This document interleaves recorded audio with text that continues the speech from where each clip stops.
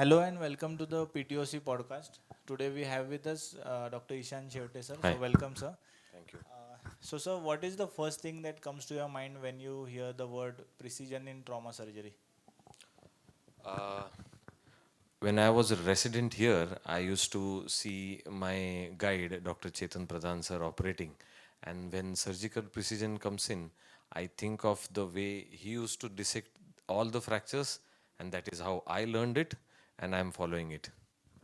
So sir, how important is a selection of the right implant before you plan a surgery?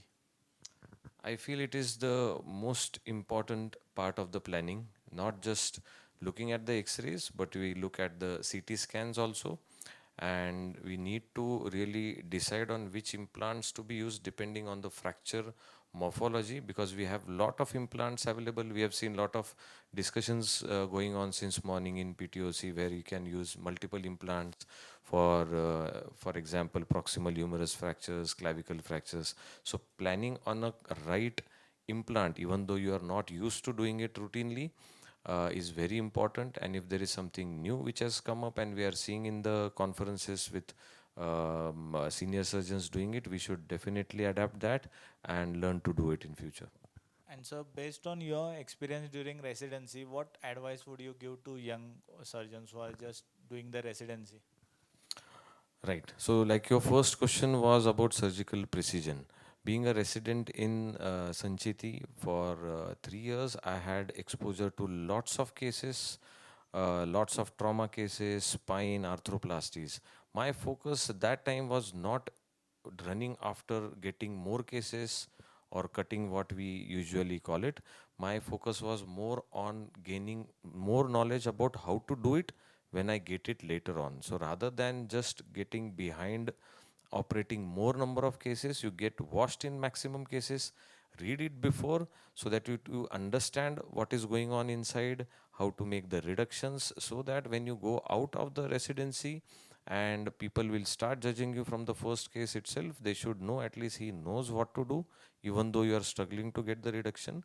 So observation and learning during the residency is more important, I feel, rather than doing it. For the rest of life, you are going to do it, so rather learn first and then practice later. So your views on the role of AI right now in orthopedic surgery? So, me being a shoulder surgeon, we are using AI for helping us plan and do a reverse shoulder replacement. Since the time we have started using that, using an app where we put in a CT scan and we get a planning on the screws, the implant size, it gives a better precision, and it's just the start of it. For sure, I feel it has a long way to go in every every specialty for that matter. And you should, like I said, try and adapt and learn more and more as the new things are coming up in AI also. So three things that you have in mind before entering the OT.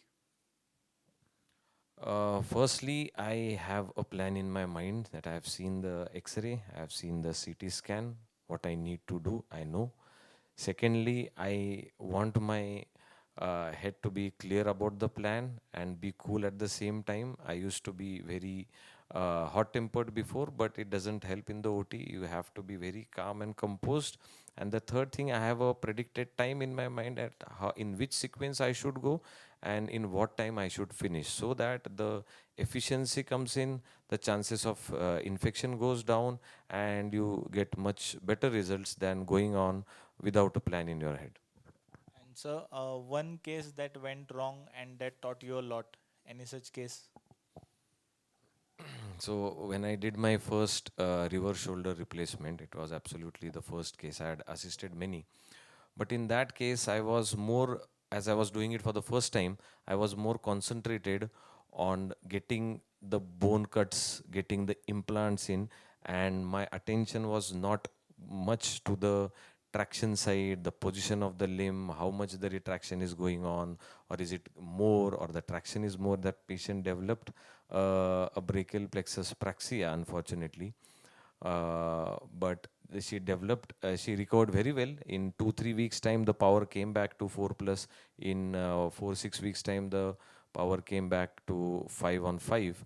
But from that case, I learned that if you are doing some case for the first time or in your initial phases, you do not just concentrate on what is to be fixed inside.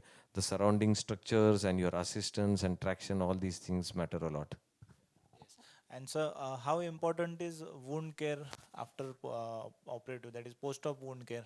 Absolutely, it is 100% important because more than the fixation, what we fear about is not about failure of the fixation, but it not to get infected. So, clean layer by layer closure, before that a thorough wash. That is what we also do it in arthroplasty, shoulder arthroplasty or a philos plating also. You may mix it with an antibiotic or not, but then a thorough wash, a clean, neat layer by layer closure, taking care of the blood stains around your closure site, and a good tensionless closure is very important because we absolutely fear the infection. So, how do you unwind after a busy day? So I usually I hang out with my wife, with my friends. I have a lot of friend circle in Pune, being a localite. So I end up going to some bars nearby and yeah, relax with them. And so, Pune or Mumbai, what do you prefer? I prefer weekdays in Pune and weekends in Mumbai. And so, your favorite holiday destination?